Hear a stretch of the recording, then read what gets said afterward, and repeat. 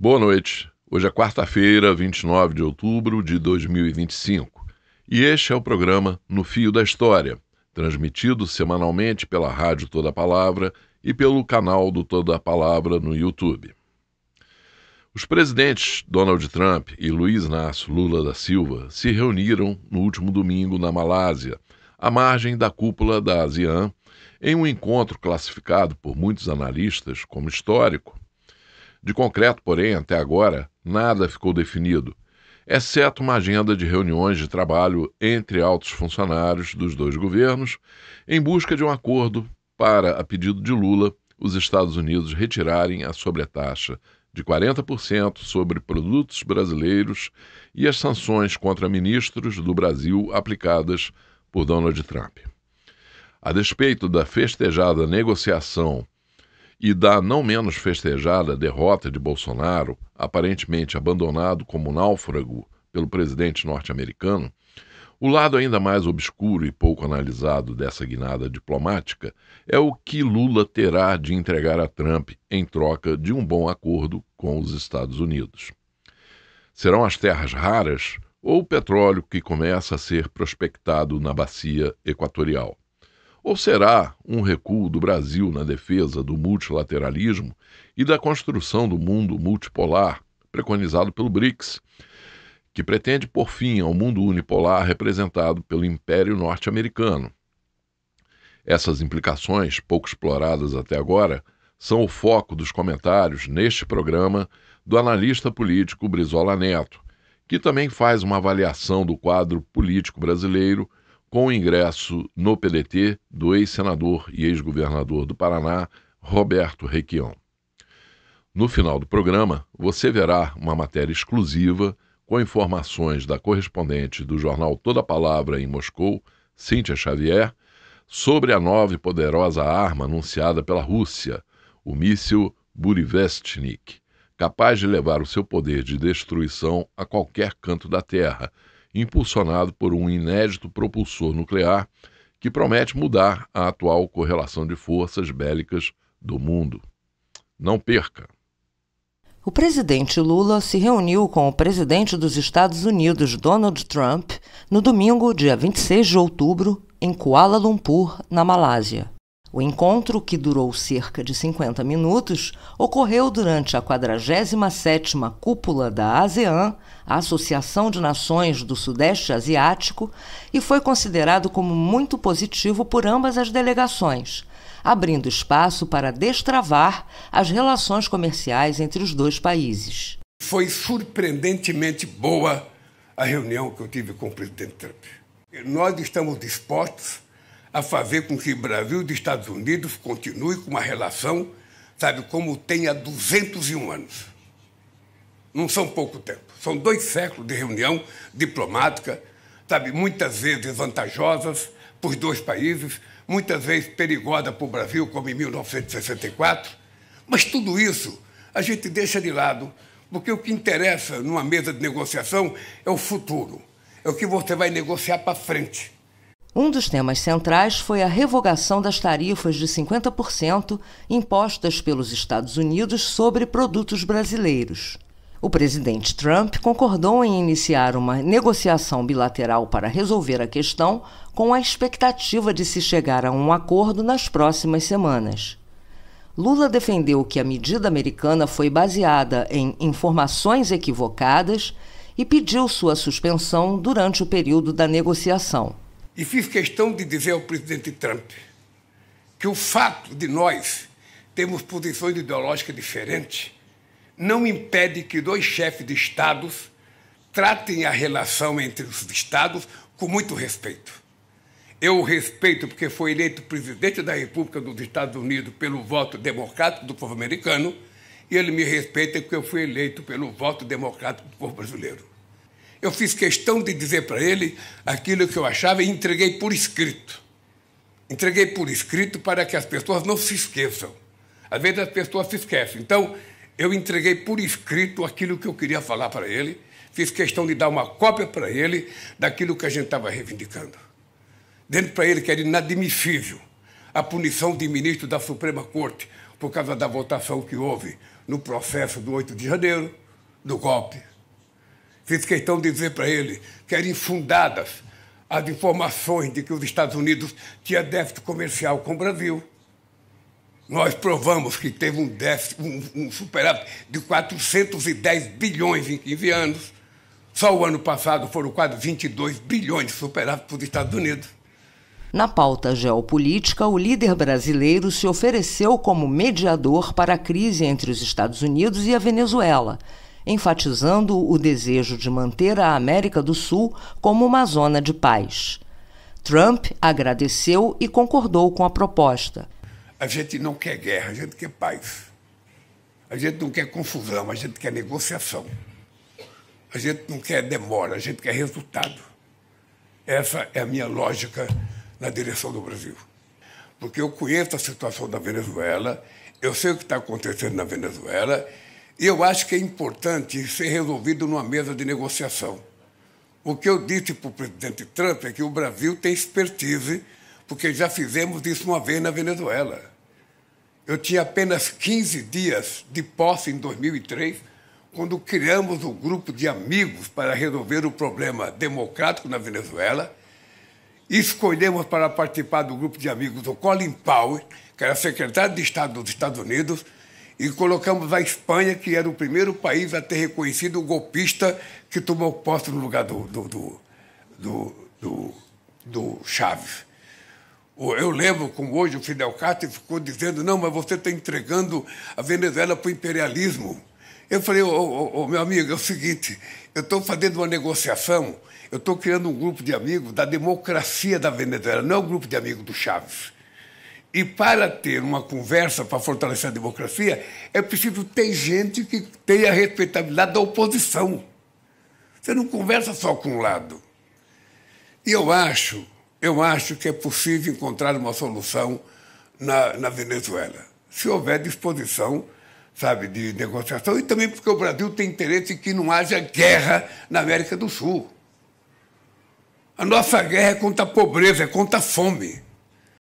Além dos temas sensíveis, em conversa mais descontraída, o presidente norte-americano elogiou a trajetória política de Lula e sua capacidade de retorno à presidência. Visitas recíprocas ficaram acertadas, com Trump manifestando o desejo de vir ao Brasil e Lula aceitando um futuro convite para Washington. Agora não tem mais intermediário. Agora é o presidente Lula com o presidente Trump. Gostemos ou não gostemos um do outro, nós dois temos que assumir a responsabilidade como chefe de Estado e saber que as nossas ações têm que trazer benefício para os povos que nos elegeu. Estamos aqui com Brizola Neto, dessa vez participando online, porque está viajando, mas acompanhando bem de perto os últimos acontecimentos, especialmente a reunião de Lula com Trump na Malásia, da qual nós ainda não tínhamos todas as informações que seriam importantes termos, né? Mas isso me parece que é uma coisa normal de acontecer nesse tipo de encontro, não acha, Brizola? Oi, Artal, cumprimentar você, cumprimentar todo mundo que está nos assistindo. A verdade é que nesses encontros, né, Artal, aquilo que é mais importante, que é substancial, não é divulgado ao público, né? Então falta muita informação. Eu tenho visto as manchetes bem confusas, né? Parte da mídia comemorando a reaproximação do Brasil para os Estados Unidos e o início das negociações em relação às tarifas que foram impostas pelo governo americano aos produtos brasileiros. E, por outro lado, a gente vê a mídia mais ligada aí à imprensa independente, aos blogs ligados à linha petista, né, comemorando o enterro do Bolsonaro, ou a não solidariedade do Trump ao Bolsonaro. Acho que a questão fundamental ela não está vindo à pauta. Né? É claro que o Brasil tem que fazer um esforço, né, para reverter as tarifas impostas pelo governo americano sobre seus produtos. O mercado americano é um mercado importante para os produtos brasileiros. É claro que a gente não pode aceitar qualquer tipo de ingerência, né, de um outro país na nossa política interna, no poder judiciário brasileiro. A gente tem que afirmar nossa soberania quanto a isso. Então, essas são notícias positivas. mas qual o custo, né, dessa mensagem positiva que tanto a mídia tradicional quanto a mídia petista vem comemorando?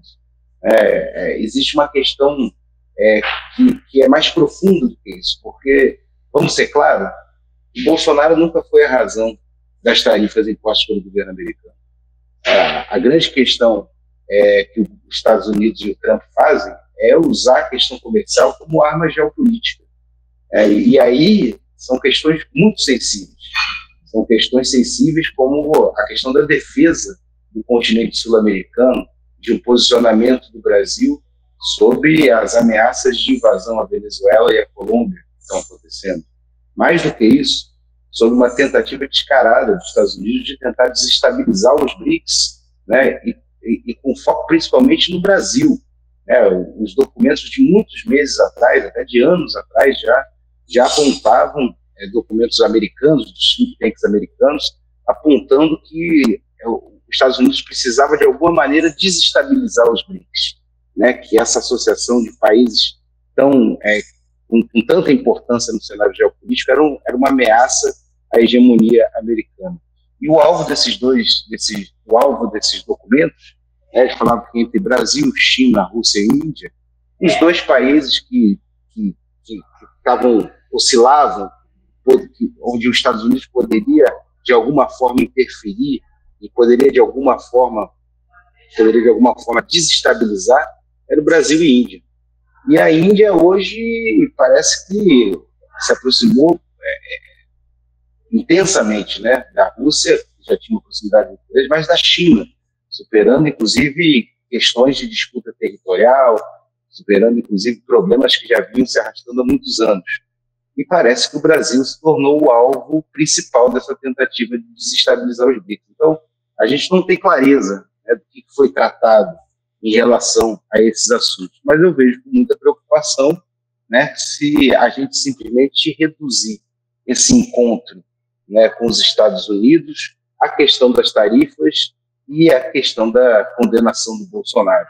Acho que tem muito mais, tem assuntos muito mais relevantes do que esse, né, como é o próprio alinhamento do Brasil, né, que o Brasil precisa escolher um caminho, né, se ele vai persistir num alinhamento colonial com o bloco ocidental liderado pelos Estados Unidos e pela Europa, ou se ele vai investir e apostar num novo alinhamento internacional com os países dos BRICS.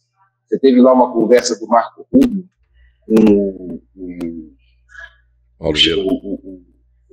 Mauro Vieira. Mauro Vieira, isso, nosso embaixador, né, o nosso ministro das Relações Exteriores, e, francamente, dessa conversa a gente não pode querer esperar muita coisa. O Mauro Vieira foi o embaixador brasileiro em Washington por muitos anos, dentro do Itamaraty, alguém que defende a linha de aproximação com os Estados Unidos, e nesse encontro afirmou claramente que o Brasil faz parte do bloco ocidental. Olha, essa afirmação ela vai completamente contrária à realidade comercial brasileira e à realidade de alinhamento geopolítico brasileiro.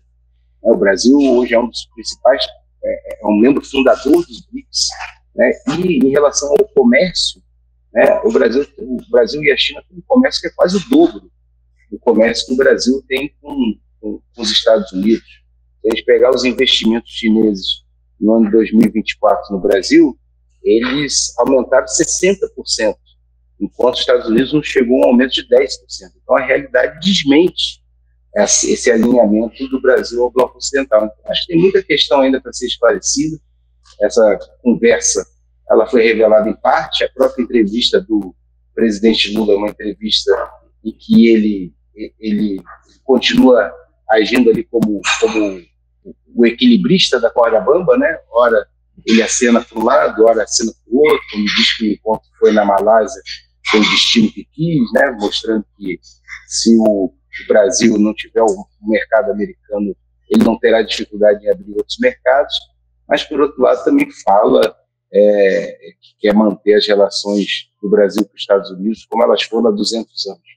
Bom, essas relações de 200 anos com os Estados Unidos foram relações extremamente prejudiciais, inclusive com intervenções americanas diretas né, quebrando a soberania nacional, como a gente viu em 1964. Nos custaram 20 anos de ditadura, né?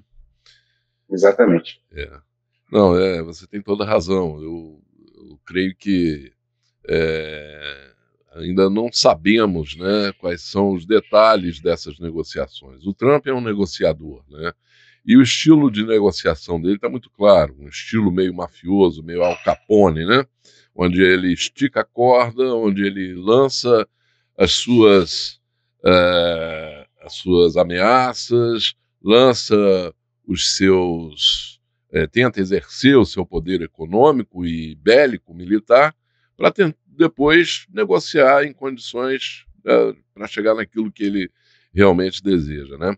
E está muito claro que também que os últimos movimentos dos Estados Unidos aqui na América do Sul, na América Latina, são movidos pela preocupação com a China, né, com o desempenho da China aqui no nosso continente, né?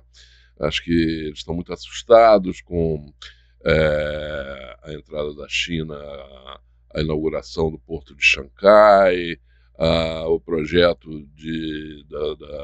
da ferrovia bioceânica, enfim, uma influência cada vez maior. Por isso mesmo, a gente vê aí essa esquadra agora reforçada por esse porta-aviões Gerald Ford, né, o maior porta-aviões do mundo, né, chegando aqui. Com que finalidade, né? Bom, o que será que o Lula teria que entregar nessa negociação, Brizola?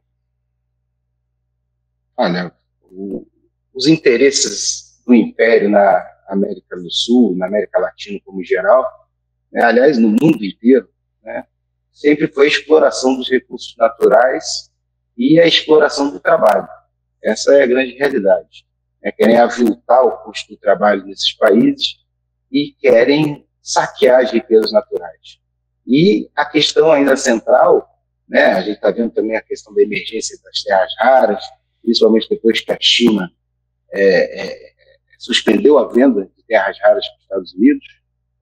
Há um interesse enorme dos Estados Unidos em abrir novos mercados, o que não é simples, porque não se trata simplesmente de explorar essas terras raras, mas sim de processá-las, né, e conseguir preparar elas para o uso industrial.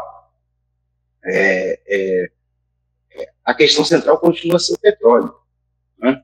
Então, você pega lá a Venezuela, a maior reserva de petróleo do mundo.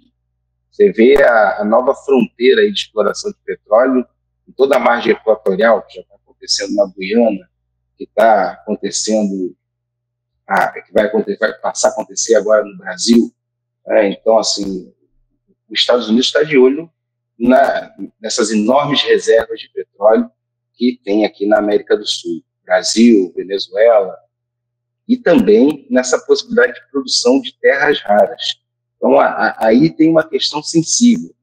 Olha, quando a gente vai olhar o que aconteceu, estava até vendo uma fala do Requião, que nós vamos comentar em seguida, né? Quando você olha o que aconteceu com a Petrobras, a gente começa a entender, inclusive até porque você não está vendo grande oposição, né, dos setores ambientalistas em relação à produção de petróleo na margem equatorial. A Petrobras hoje é controlada pelo capital estrangeiro. O fundo BlackRock hoje é o grande detentor das ações da Petrobras. A Petrobras hoje ela não tem capacidade de ser uma empresa, como foi no passado, né, propulsora do desenvolvimento nacional.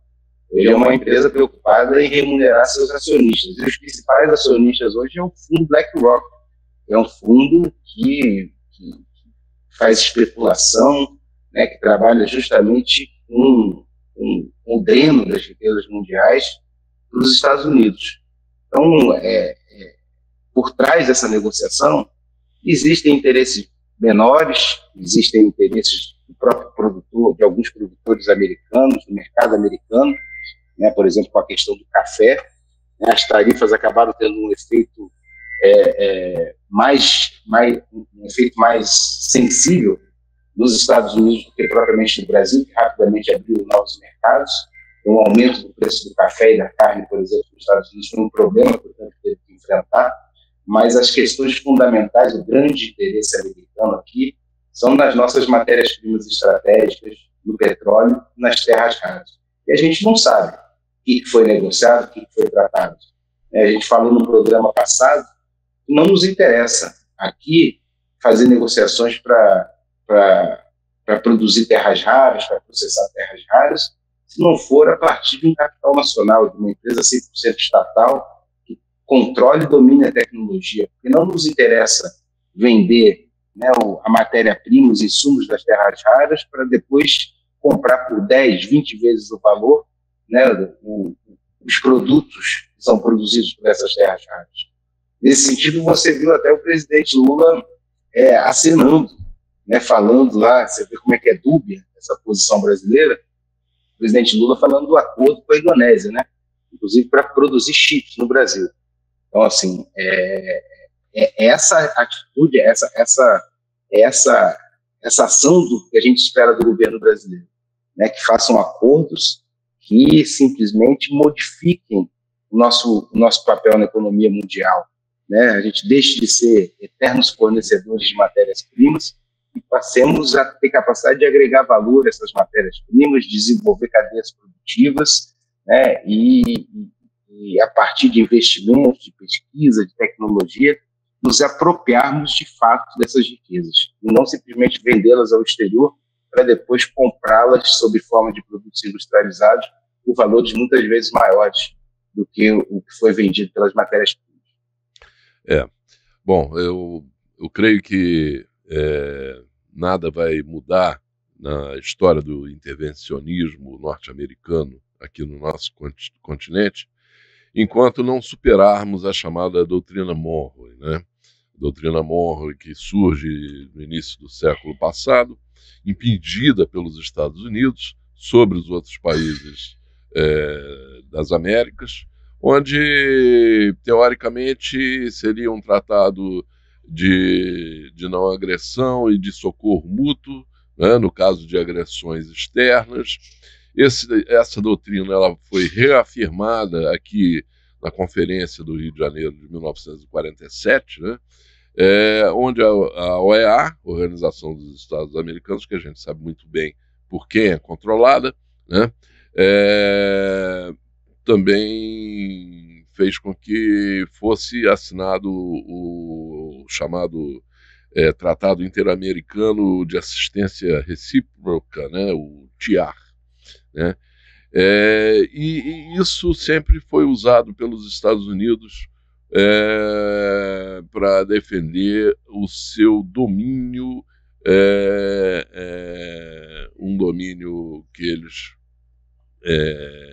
acham que é inquestionável sobre os países sul-americanos. Você não acha que essa situação agora, na Venezuela, na Colômbia, as agressões bélicas e econômicas das quais o Brasil também é vítima, né, do Império Americano, você não acha que seria um bom momento para os países latino-americanos darem um basta à doutrina Monroe? Sem dúvida, né, Paulo?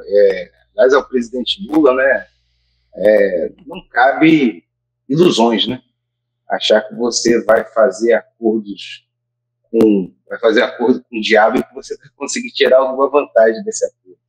Né? O imperialismo americano é o responsável pelo atraso latino-americano. O imperialismo americano é quem explica, né, países ricos terem seus povos mergulhados na miséria.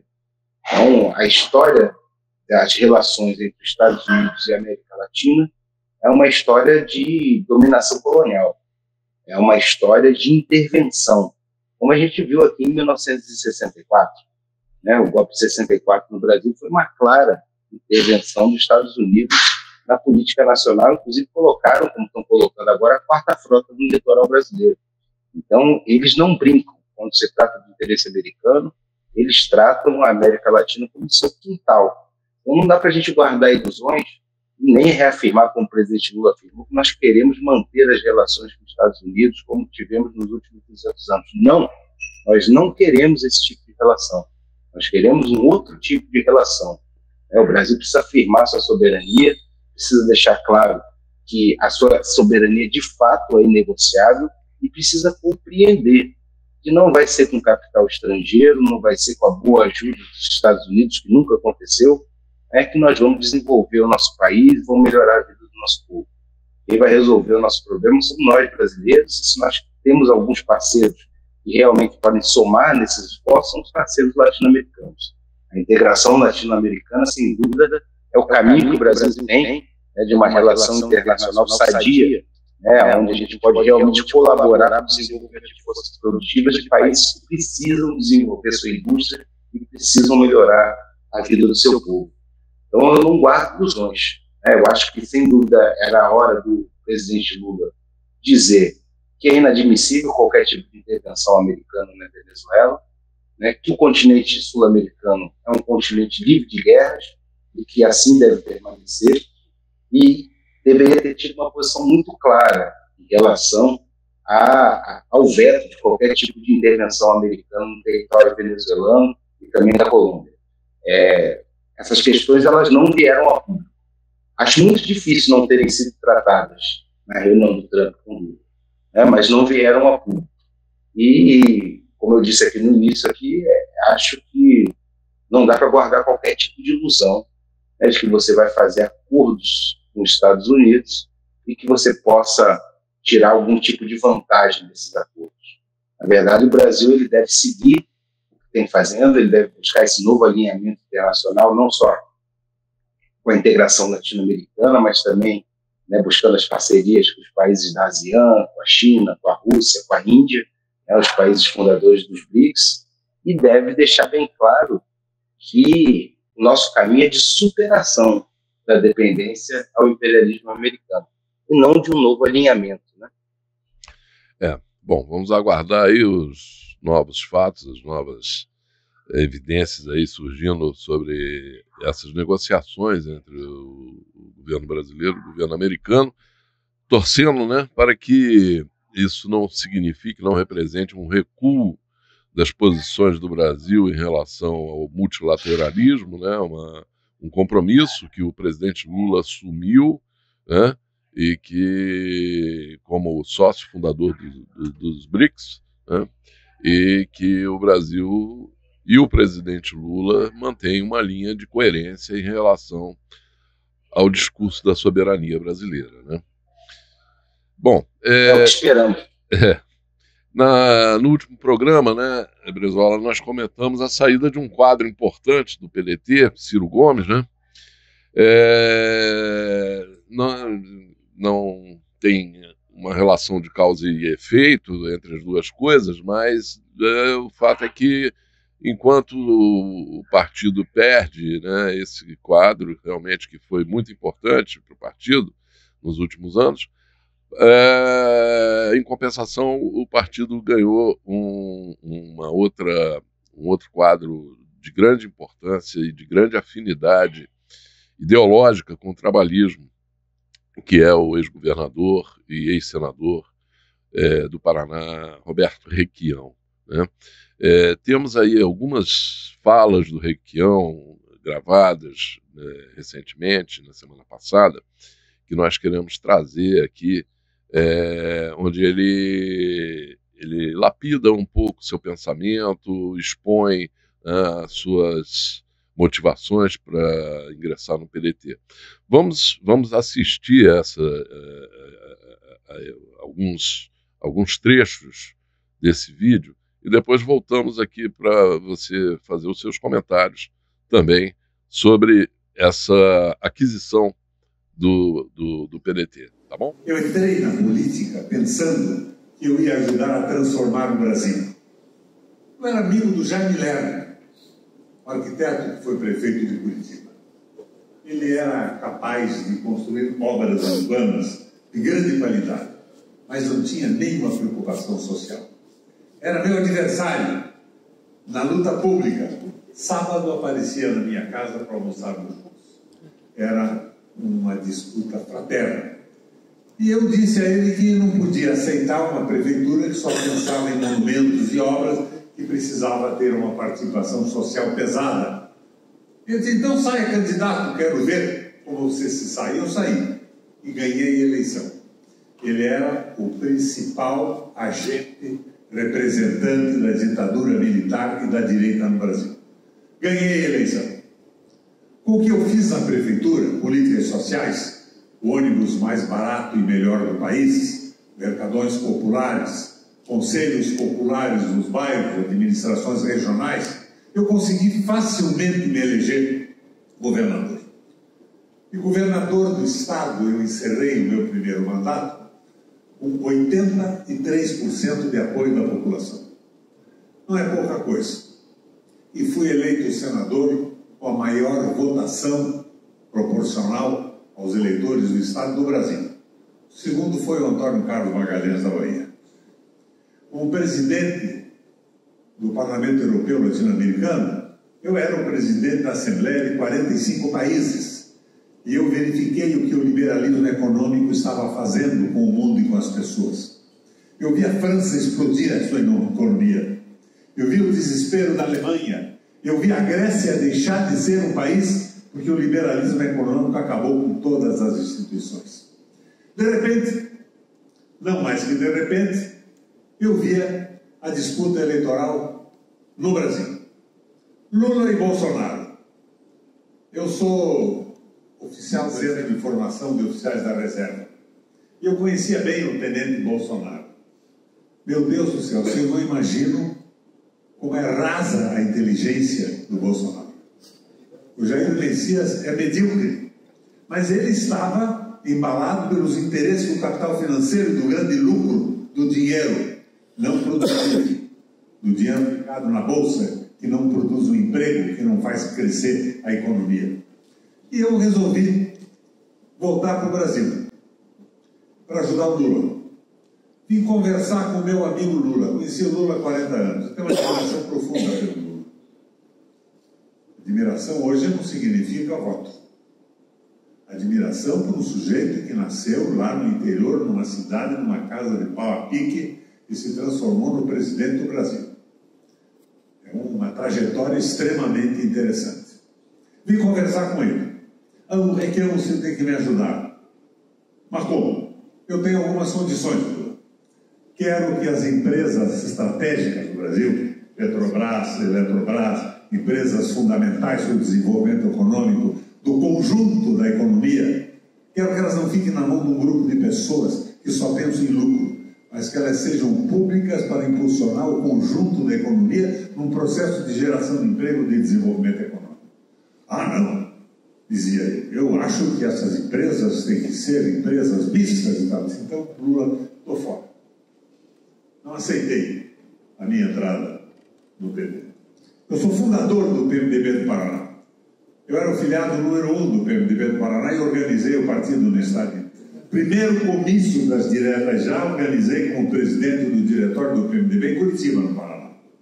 Era um partido porreta, mas foi se degradando ao longo do tempo. Se transformou num mercado de ofertas, de favores e vantagens completa e absolutamente desmoralizado.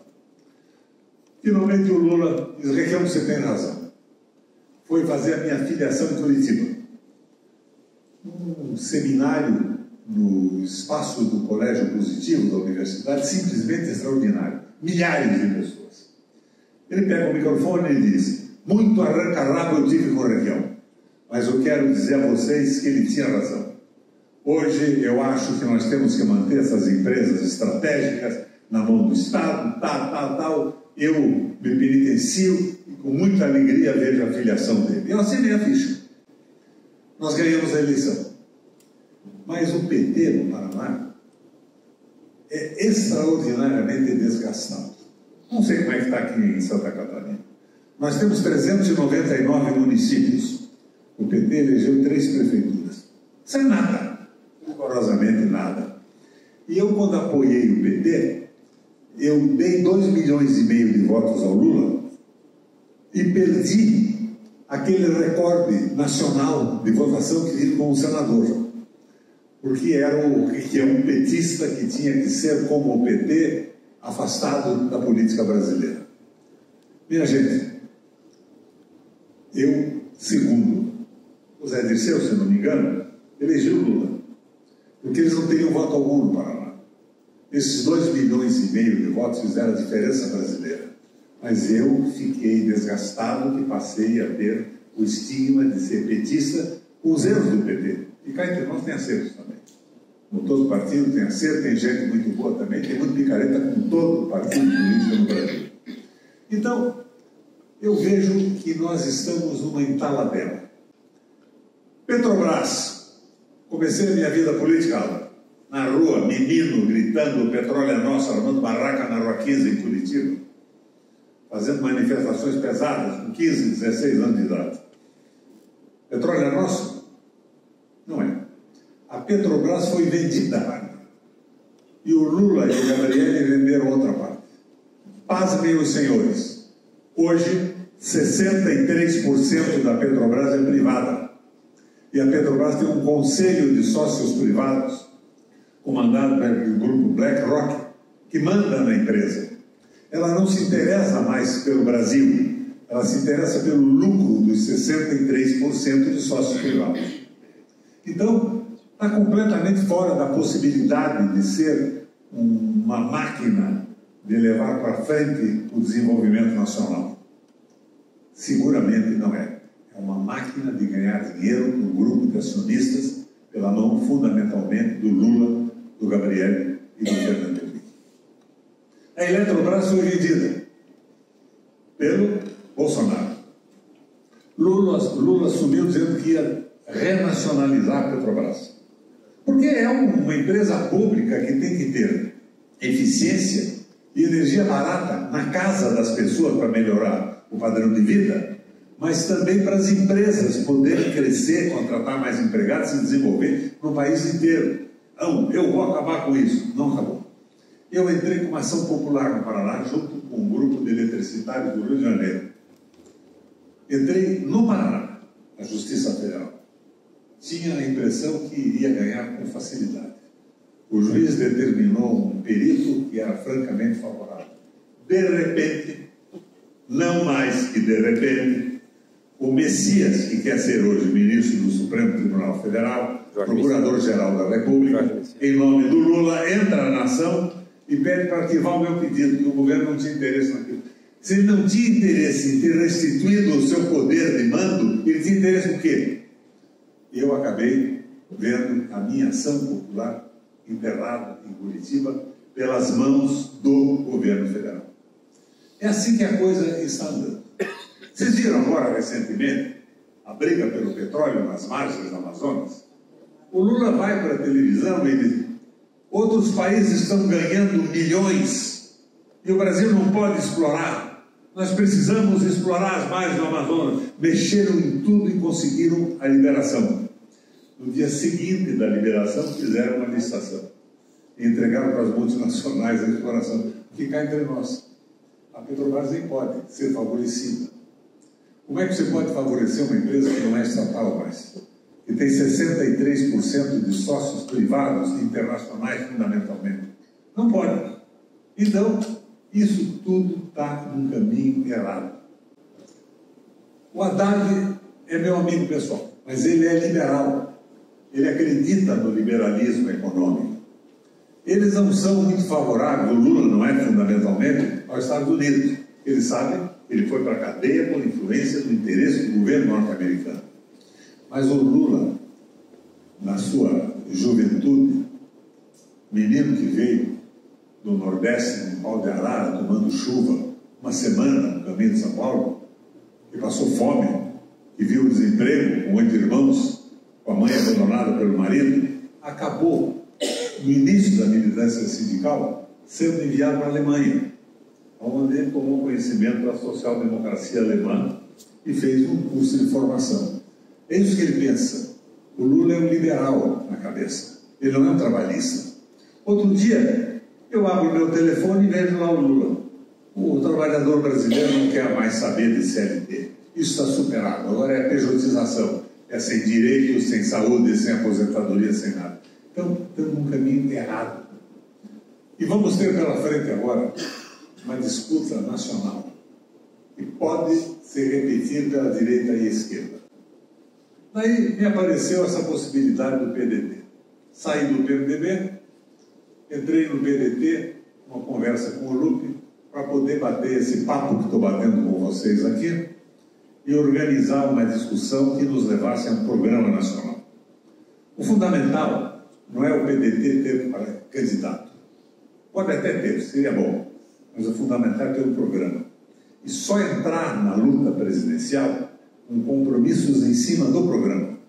Petrobras estatizada a serviço do Brasil. Você sabe quanto custa para a Petrobras um litro extraído no Brasil, refinado na Petrobras? R$1. Quanto é que nós pagamos na bomba? Hoje vou baixar 0,14. É um absurdo. A tarifa está alta porque os acionistas querem ganhar dinheiro. E os 33% do governo atraem também o Haddad. Ele passa a mão numa graninha para pagar a dívida interna do Brasil. Erro em cima de erro. E o PDT oferece a nós esta possibilidade. Vamos discutir a possibilidade de programas. Para aqui, para Santa Catarina, Rodrigo, para o Brasil, o Ciro se apresentou com uma gama de propostas fenomenal. Só que era proposta demais e sem o eixo. Mas quando se tratava, por exemplo, do Sistema Nacional de Água, ele votou a favor da privatização. Se manifestou a favor da privatização, ele e o irmão Ciro. Então não era também uma proposta nacional. E veja, eu não sou a favor da privatização de tudo.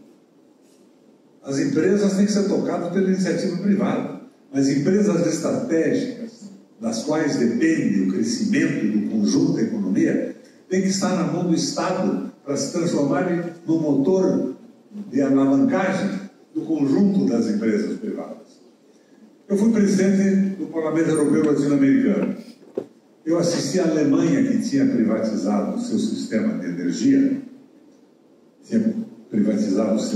está estatizando tudo de novo. A Inglaterra está estatizando tudo de novo, a Espanha a mesma coisa. E o Brasil está privatizando. Estamos entregando tudo. E daí no Paraná, a Copel foi privatizada, com apoio do Lula. O governo federal apoiou. A base do PT protestava. O presidente não recebia a base do PT. Se vocês lerem, sei que disse que tinha lido o estatuto do PDT, leia o Plano Nacional de Desenvolvimento. É a proposta da privatização de tudo, está escrito lá.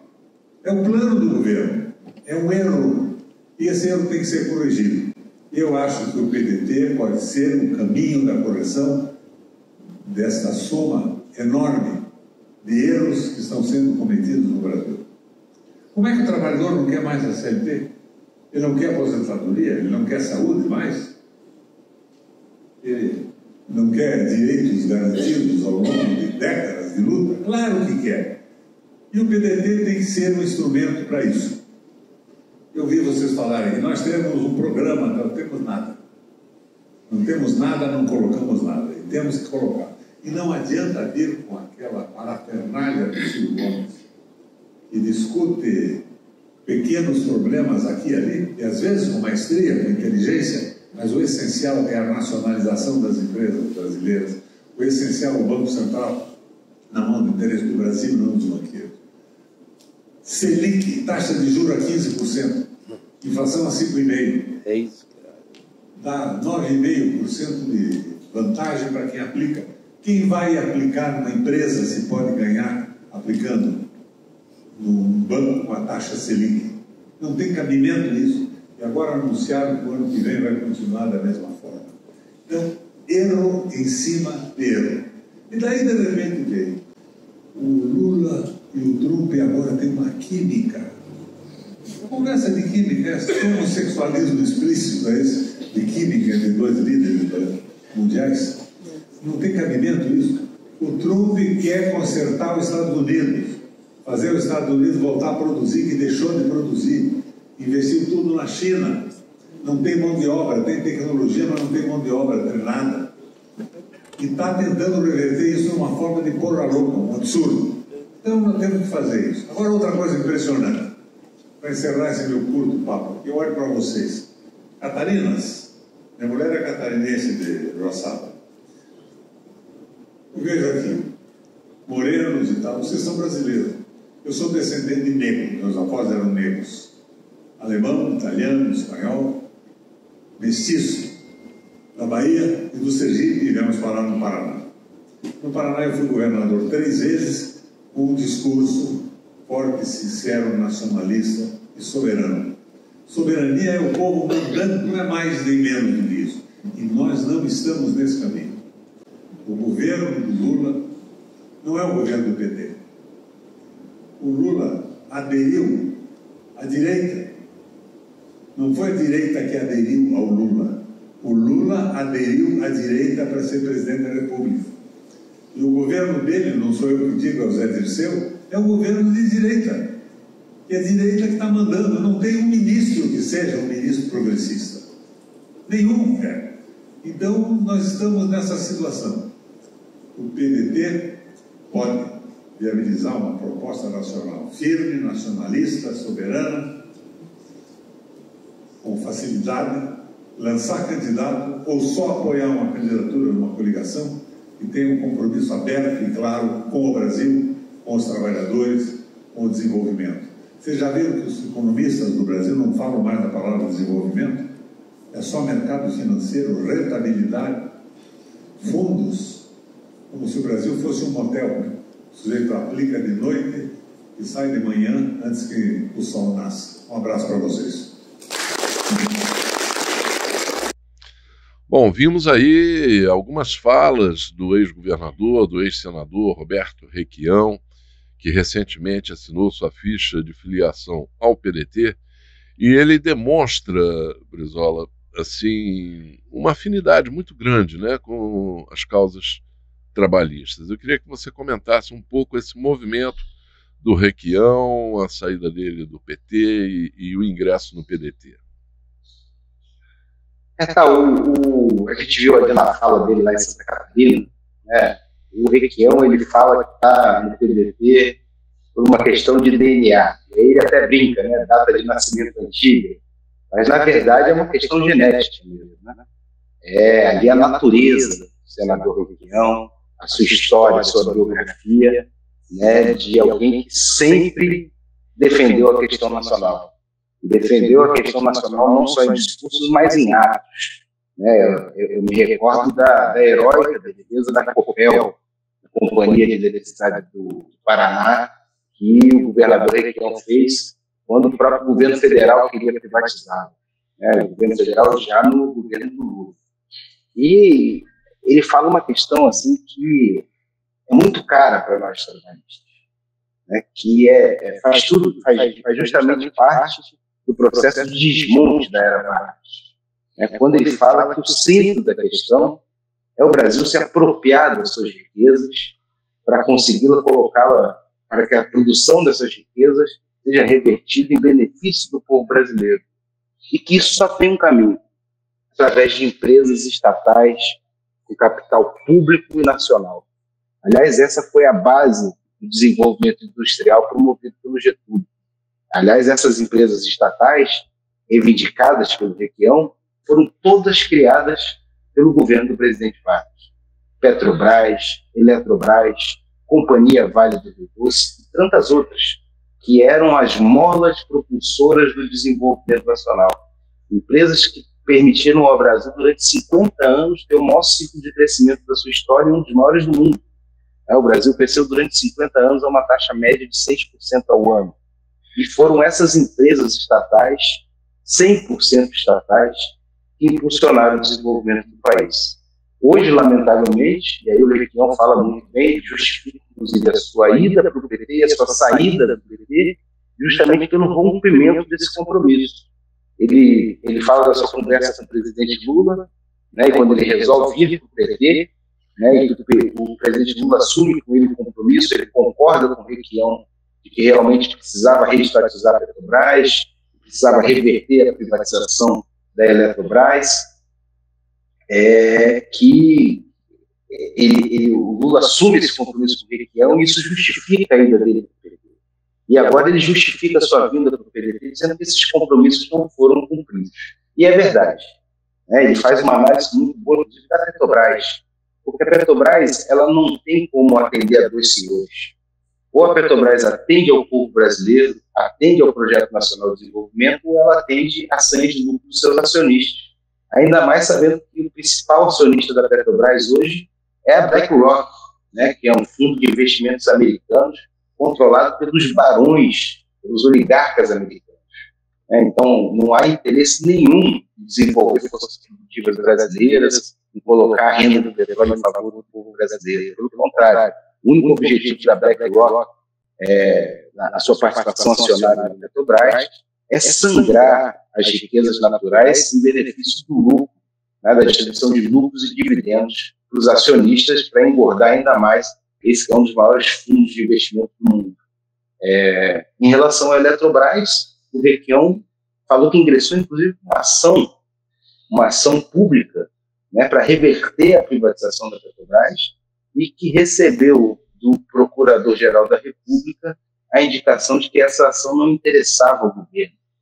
Ou seja, se o próprio governo não se interessava em reassumir o controle da Eletrobras, mais uma vez a gente vê esse compromisso firmado com o Requião quebrado. E vejo com muita satisfação, vejo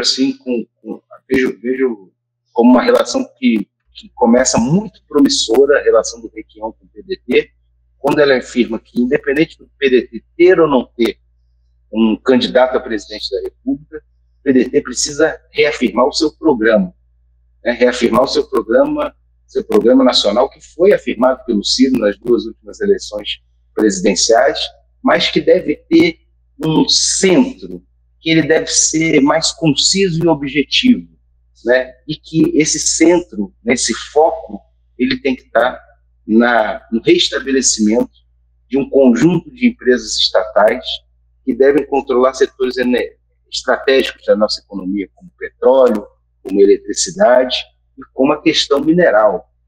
A reversão da Vale, como uma empresa estatal, hoje se faz muito importante, principalmente com essa questão aí da comercialização dos minerais estratégicos, das terras raras. A Vale do Rio Doce era uma empresa que tem tamanho, tem ciência, tem tecnologia, e que poderia ser, se voltasse a ser uma empresa 100% estatal, a mola propulsora do desenvolvimento e da produção de terras raras no Brasil.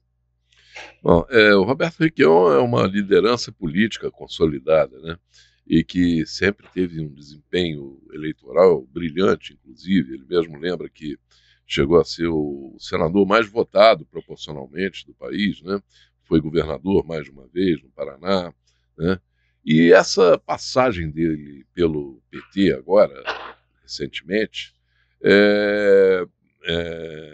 registrou uma mudança de desempenho eleitoral, que, vamos dizer assim, é um ponto fora da curva da carreira política dele, E o próprio Requião atribui isso, em grande parte, ao próprio PT, ao próprio partido, que tem um desempenho eleitoral fraco no Paraná, e que fez com que ele carregasse um certo peso nessas últimas eleições. Parece que o eleitorado não o reconheceu nessas últimas eleições. O que você acha que isso pode mudar agora, com vistas às eleições do ano que vem? Eu acho que já mudou. Essa é a realidade. Pelo menos é isso que as pesquisas já vêm mostrando. Quando o nome do Requião é colocado para a eleição no Senado, o Requião lidera as pesquisas do Paraná para a eleição de senador.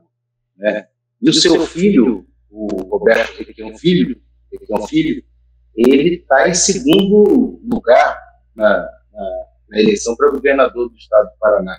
Acho que o Requião pagou um preço pesado, por esse alinhamento, mais do que o apoio à candidatura do Lula, pagou um preço pesado pela sua filiação ao PT, há uma distância muito grande, né, do pensamento do Requião, do que o Requião significa para o cenário nacional, em relação ao que o PT significa, pelo menos no imaginário popular, principalmente do povo do Paraná.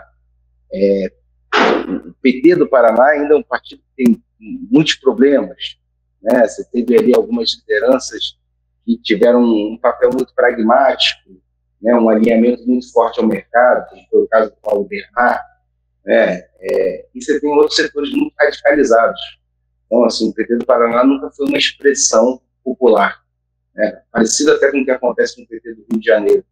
E a própria presença do Requião ocupava o campo progressista do Paraná. Então, realmente houve uma certa confusão do eleitorado paranaense quando viu o Requião no PT. E tenho certeza que a filiação dele ao PDT vai reverter todas essas más expectativas, né? O Requião no PDT ele se reencontra, né, com o legado nacionalista. Ele se reencontra com uma trajetória de combatividade e coerência que ele sempre teve, sempre marcaram a trajetória do Requião. Então, eu não tenho dúvida de que esse revés que ele teve na eleição passada ele vai ser rapidamente revertido e tenho muita confiança de que o Requião ele vai ter um desempenho muito bom na próxima eleição do ano que vem, seja como candidato a senador, seja como candidato a governador ou até mesmo como candidato a presidente da República. Com o Requião no Paraná e também sua irmã, a ex-deputada Juliana Brizola, no Rio Grande do Sul, né? Ela está aparecendo em primeiro lugar nas pesquisas para governador do Rio Grande do Sul. O PDT tem boas chances de voltar a ter uma proeminência na região sul do país, né? Verdade. Temos aí a candidatura do Requião, né? Não sei se é o Senado, se é o governo estadual, ou mesmo a presidente da República. A Juliana, que atravessou o ano, né? O ano inteiro atravessou o ano liderando as pesquisas e vendendo uma projeção de alta, só crescendo, né? Acumulando cada vez mais eleitores ali nas pesquisas que têm sido divulgadas ao longo do ano e cumprindo um papel importante, né? Atraindo o apoio de setores à esquerda e ao centro. Então, uma candidatura que a cada dia que passa se fortalece. Tenho certeza que ali nós vamos cumprir um grande papel e o trabalhismo tem tudo para retomar o governo no berço histórico, né, do Rio Grande do Sul. No Paraná temos boas chances. Tivemos agora também aqui na região sudeste, eu estou aqui falando do sul de Minas, tivemos a filiação do Calil também do PDT, que é outro grande quadro que veio do partido e tem muita chance também de ganhar o governo do estado de Minas Gerais. Bom, finalizando aqui a análise em relação ao Roberto Requião, o que me chama a atenção é que nós vimos aí nas posições assumidas por ele, historicamente, são posições realmente muito próximas com o trabalhismo, né? E, no entanto, o Requião leva décadas até, né? Muitos anos, décadas, né? Para vir para o berço do trabalhismo, né? Eu não sei, mas me parece que isso tudo tem muito a ver com aquele processo no final da ditadura, na redemocratização, quando os militares fizeram de tudo para quebrar as pernas do Brizola, para impedir a retomada da liderança do trabalhismo no Brasil, né, que, afinal de contas, era o grande medo, né, dos militares golpistas de 64, né, que eles derrubaram justamente o governo trabalhista e interromperam o processo de construção de uma civilização justa, autônoma no hemisfério sul, né, que era o sonho trabalhista.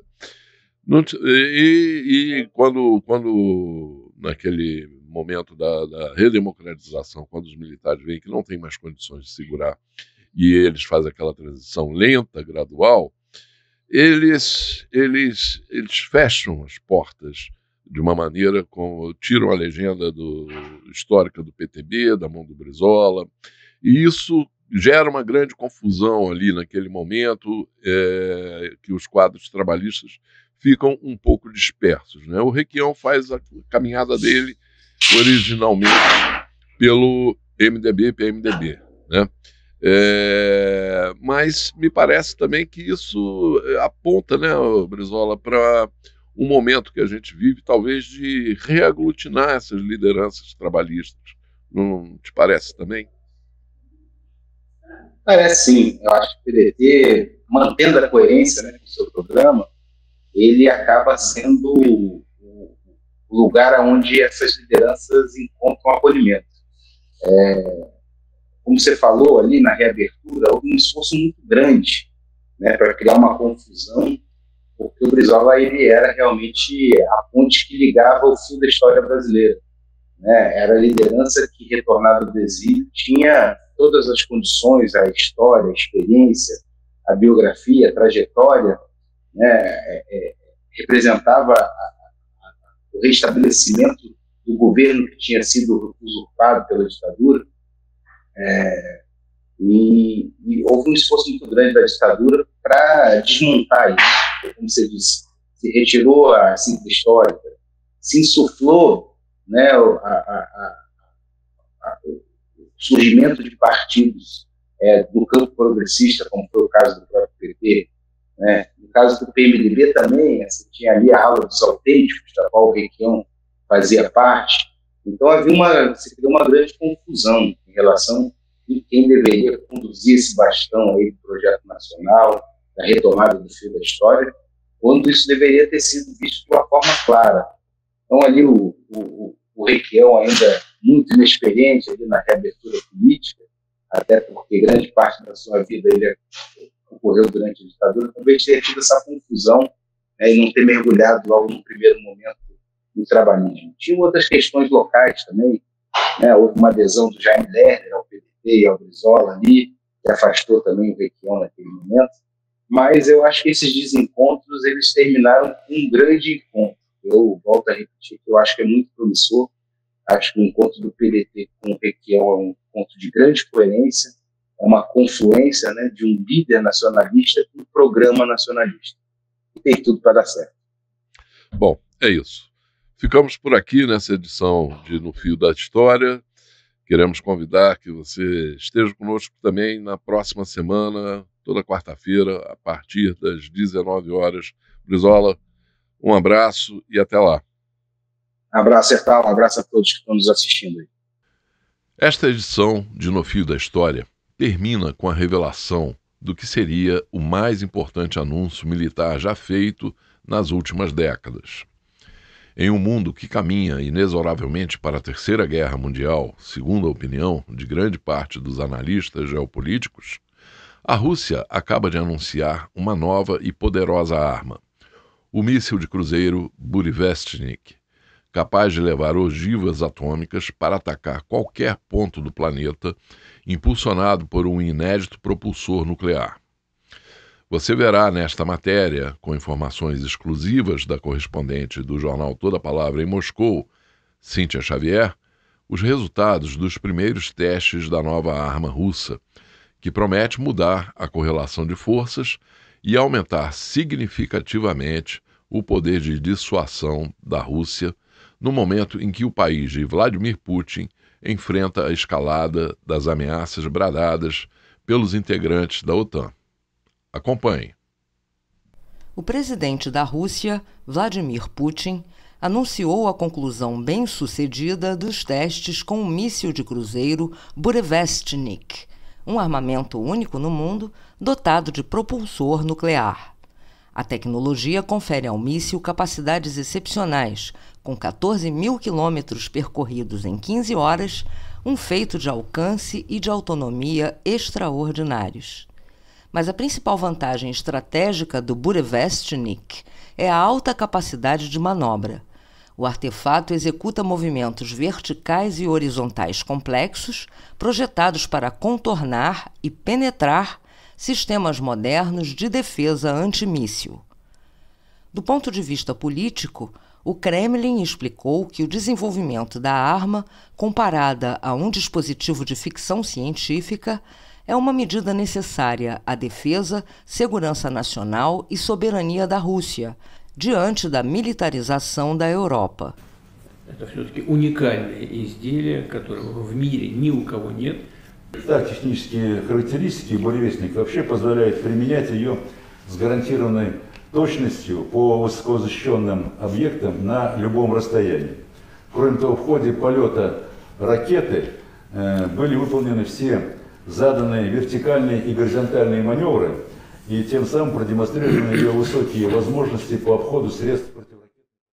O vice-chanceler Sergei Ryabkov descartou a possibilidade de discutir a inclusão do Burevestnik no Tratado de Controle de Armas Novo START, firmado em 2010 entre Rússia e Estados Unidos e que limita o número de ogivas nucleares e mísseis bombardeiros. Autoridades russas, incluindo o porta-voz Dmitry Peskov, negaram que os testes possam aumentar a tensão nas relações entre os dois países. Com informações de Cíntia Xavier, correspondente do Toda Palavra em Moscou.